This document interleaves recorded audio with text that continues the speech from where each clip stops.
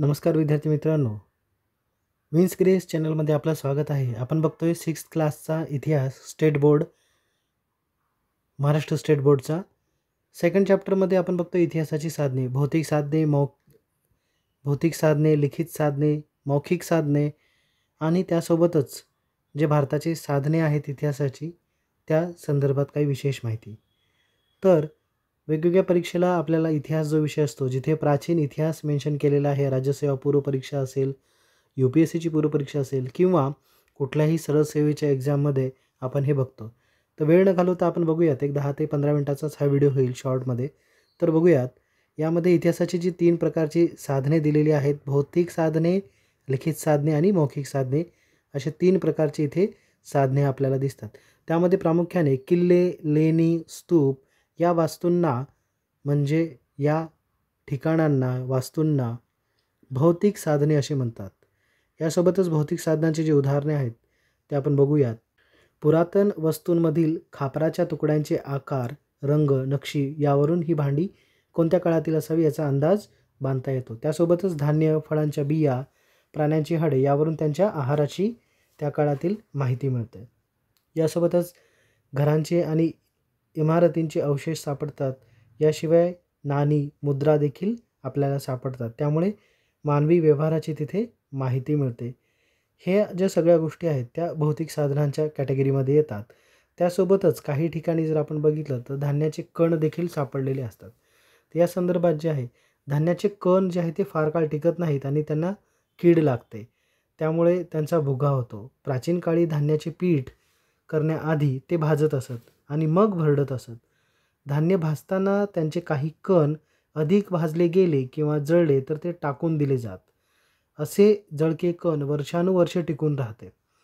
ते उत्खनात सापडतात आणि त्यांचे प्रयोगशाळेमध्ये तपासणी केल्यानंतर आपल्याला ते धान्य कुठल्या प्रकारच्या पिकाचे आहेत हे ओळखता येतं. त्यामुळे अशा साईट्स ज्या आहेत, ऐतिहासिक साईट्स सापडलेल्या आहेत, ठिकाणं, त्या ठिकाणी हे आपल्याला उपयोगात येऊ शकतं. तर मुद्रा ज्या आहेत, नाणी ज्या आहेत ते पण आपण इथे बघू शकतो. त्यासोबतच जे खापराचे तुकडे आहेत, दागदागिने आहेत, भाजलेली भांडी आहेत, याशिवाय मंदिराच्या भिंती, लेण्यांच्या भिंती, शिळा, ताम्रपट म्हणजे तांब्याचे जे लिखाणकाम केलेले काही मुद्रा आहेत, हे ताम्रपटाचं एक्झाम्पल आपण इथे बघतोय. कच्च्या विटा, ताडपत्रे, भुर्जपत्रे यावर कोरलेल्या लेखांचा समावेश होतो. ह्या लिखित साधनांमध्ये इथे आपल्याला होतो. त्यासोबतच शिलालेख, जे स्टोनवरती जे रायटिंग करून दिलेलं आहे आपल्याला इथे दिसतं स्क्रीनवरती, तो पार्ट इथे दिसतो. त्यासोबतच लिखित साधनांमध्ये पुढे बघूयात आपण, जी काही खापरे, कच्च्या विटा, झाडाची साल, भुर्जपत्रे यासारख्या साहित्यांचा उपयोग लिहिण्यासाठी केला जात असे. अनेक राजे जे महाराजे होऊन गेलेले आहेत त्यांनी आपल्या आज्ञा, निवाडे, दानपत्र दगडांवरती किंवा तांब्याच्या पत्र्यावर कोरून ठेवलेले, कारण ते वर्षानुवर्षे टिकून राहतात यासाठी. त्यासोबतच धार्मिक, सामाजिक स्वरूपाचे जे ग्रंथ, नाटके, काव्य, प्रवास वर्णने, शास्त्रीय विषयांवरील लेखन जे आहे ते लिखित साहित्यामध्ये आपल्या कॅटेगरीमध्ये ठेवता येतं. त्यासोबतच इथे भुर्जपत्र जे आहेत, भुर्ज वृक्ष जो आहे त्यापासून आपल्याला इथे कळतं की भुर्जपत्र हे भुर्ज वृक्षाच्या सालीपासून बनवलेले आहे. भुर्ज वृक्ष काश्मीरमध्ये आढळतात. मौखिक साधने, जर आपण मौखिक साधने बघितले तर ओव्या, लोकगीते, लोककथा यासारखे जे साहित्य आहे ते लिहून ठेवलेले नसते. त्याचा नेमका कर्ता कोण आहे हा अज्ञात असतो. कर्ता अज्ञात असतो. ते पिढ्यानपिढ्या एका पिढीतून दुसऱ्या पिढीमध्ये ट्रान्सफर होतं. अशा साहित्याला मौखिक परंपरेने जतन केलेले साहित्य असे म्हणतात. यामध्ये मौखिक साधनांचे 2 उदाहरण इथे दिलेले आहेत. पांडुरंग पिता रुक्मिण माझी भया, आषाढ वारियेला पुंडलिक आला न्याया. ही ओवी जी आहे आपण इथे बघितलेली आहे.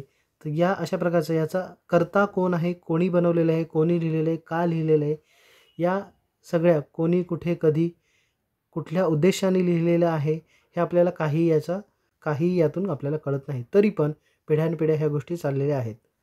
त्यासोबतच जर इथे चार्टच्या स्वरूपामध्ये जर आपण बघितला तर भौतिक साधने जे आहेत वस्तूंच्या आणि वास्तूंच्या स्वरूपामध्ये, आणि लिखित साधने लेखांच्या स्वरूपामध्ये, मौखिक साधने जे आहेत ते सुद्धा आपण इथे बघितलेले आहेत. तर विद्यार्थ्यांनी स्क्रीनशॉट घेऊन एकदा जे आहे हे वाचून घेणं गरजेचं आहे. वास्तू जे आहेत भौतिक साधनांमध्ये त्यामध्ये गुहाचित्रे, मातीची भांडी, मातीची शिल्पे, मणी, रत्न, दागदागिने, दगडी शिल्पे, धातूंच्या वस्तू, नाणी, शस्त्रे, त्यासोबतच वास्तूंमध्ये गुहा, घरे, स्तूप, लेणी, मंदिरे, चर्च, मशिदी, स्तंभ, लिखित साधनांमध्ये हडप्पा लिपीतील लेख, वैदिक साहित्य, मेसोपोटेमियातील इष्टिका लेख, महाभारत, रामायण यांच्या हस्तलिखित पोथ्या, जैन बौद्ध साहित्य, ग्रीक इतिहासकार आणि प्रवाशांचे लेखन, चीनी प्रवाशांचे प्रवास वर्णन, व्याकरण ग्रंथ, पुराण ग्रंथ, कोरीव लेख हे लिखित साधनांमध्ये येतात. मौखिक साधनांमध्ये जे आपण थोड्या वेळापूर्वी बघितलेलं आहे, प्राचीन भारताच्या इतिहासाचं जर बघितलं आपण तर इसवी सन 1500 पासूनच प्राचीन इतिहासाविषयीची माहिती वाङ्मयातून आपल्याला मिळते.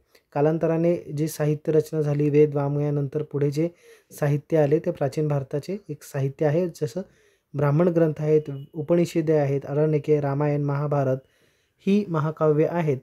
जैन व बौद्ध धर्मग्रंथातील जे काही लिखाणकाम आहे ते, त्यासोबतच नाटके, काव्य, शिलालेख, स्तंभालेख, परकीय प्रवाशांचे प्रवास वर्णने हे सुद्धा इथे आपल्याला पाहायला भेटतं. तर विद्यार्थी मित्रांनो, इथे आपण थांबूयात. आता भेटूयात पुढच्या नेक्स्ट चॅप्टरसोबत. तोपर्यंत धन्यवाद. ज्या विद्यार्थ्यांनी प्रिव्हियस लेक्चर बघितलेलं नाही आहे त्यांनी नक्की आवर्जून पहिला चॅप्टर बघून घ्या. त्यानंतर आपण पुढच्या चॅप्टरकडे जाऊ शकतो. तोपर्यंत धन्यवाद. भेटूयात पुढच्या नवीन व्हिडिओसोबत.